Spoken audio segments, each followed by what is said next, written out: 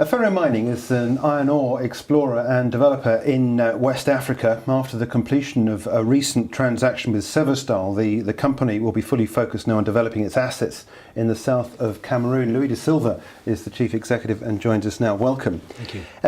I understand it's difficult to talk about the deal at this stage, just before completion, but could you just quickly talk about the likelihood that the deal goes through, the amount of cash it would create, and where that cash is likely to take the company? Well, Jeremy, first and foremost, with Severstal, we're 100% committed to closing the transaction, and the government of Liberia has a unique opportunity in which it can show itself in a very positive light. In terms of the transaction, on closing, the stage one payment is $65 million. And what that'll give us is sufficient capital going absolutely flat out on all 4 licenses in Cameroon for the best part of over 2 years. That's just from stage one. Stage 2 payment will effectively keep us fully funded and at least have one project we can take to a full feasibility study. So it's a very comfortable position to be in the current situation in the capital markets. It means we don't go back to the markets and dilute our existing shareholders. I mean, the Nkoot project in Cameroon is your flagship asset, isn't it? You have developed this into a 2 billion tonne resource in just 18 months, $19 million, I believe. You're still drilling in Nkoot. What way are you hoping to develop this resource from here? Well, I think firstly, what I want to say is I'm very proud of that achievement, because what the team has done on the ground is remarkable, and arguably it's the most cost-effective iron ore resource anywhere in the world for the $19 million from inception. Having done that, which may, in some cases, people think that that's the easy bit, the next bit is understanding the project better and focusing on the direct shipping ore potential that exists. So as the project stands, it's underpinned by a full magnetite banded iron formation project, but obviously that has a higher capital expenditure or capital intensity when you're looking at these projects. So what everybody likes is the acronym DSO, and have higher grade ore to offset or push back that capital intensity. So that's what we're doing. We have other targets that we're focusing on now. This preliminary economic assessment that's due out, I believe, later on this month will outline these economics in more detail. I understand the project benefits from excellent metallurgy. How does this boost the project? Give us some more depth as to what we're looking at here. The PEA will essentially give us numbers that analysts and the financial community will certainly for the first time be able to put into their models. And for those that work with discounted cash flows, it's very important. So it will be giving high numbers because, as I said, it's a capital intensive phase. It's based on the resource up until November last year.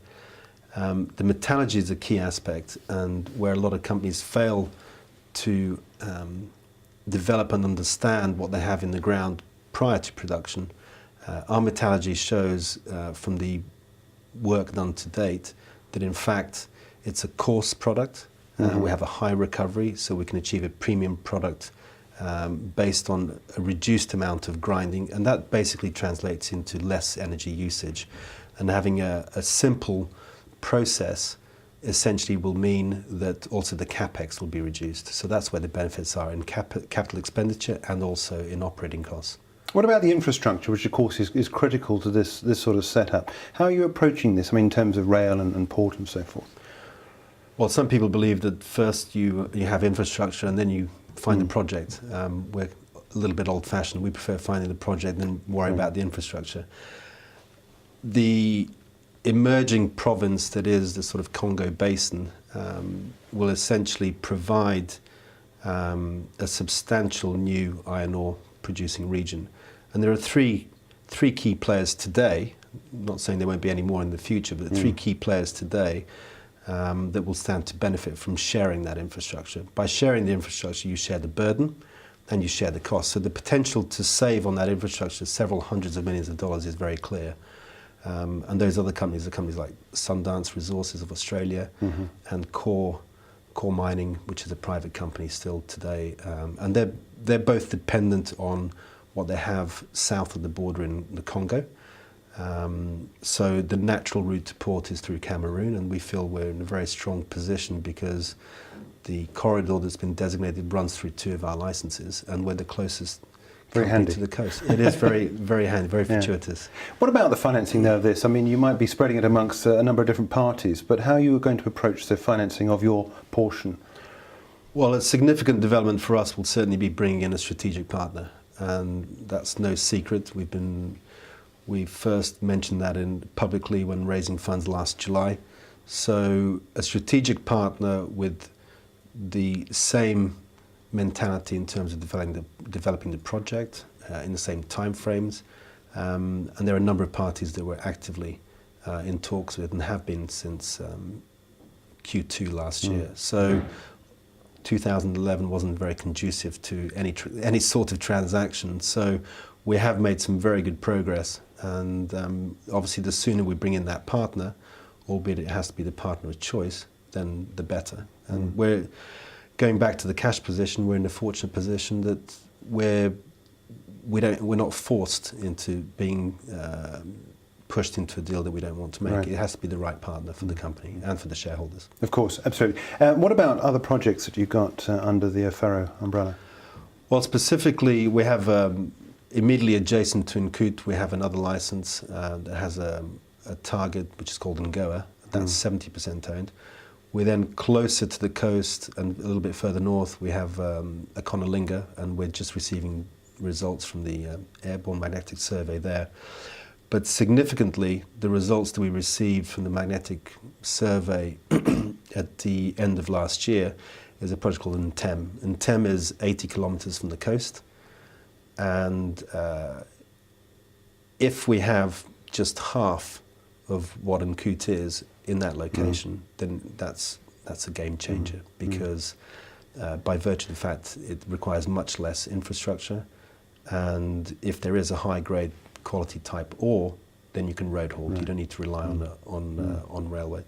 So that's very exciting. We're starting to drill that in April with 3 drill rigs, and I think by certainly Q3 this year we should have some exciting results from there. It sounds almost as you've answered my last question here, but I was going to say to you, what is the investment case now for Afferro Mining? I mean, part of it obviously is what you just said, is the fact you've got some exciting developments coming up this year, but what do you say to investors or prospective investors? Look, here we are.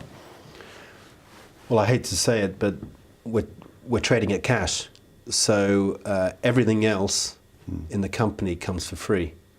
And it's a very difficult situation to be in, because if there's one company that has systematically delivered on what it's promised, it's us, and we've done it on time and on budget.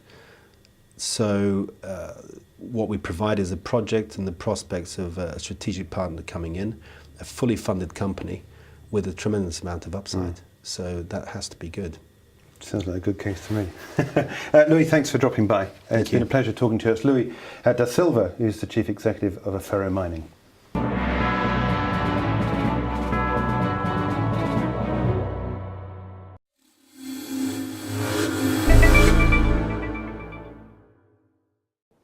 This film is for educational and leisure purposes only. Proactive Investors does not provide investment advice. The company is a publisher and is not registered with or authorized by the Financial Services Authority.